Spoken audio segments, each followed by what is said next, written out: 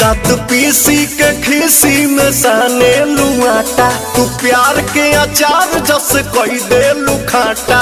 हाँ तो सुनो का बोला अब तहरा से हम बतियाई बहो राजा मिलने से, बड़ी परेशान हम भइली हो दुख झेलने से।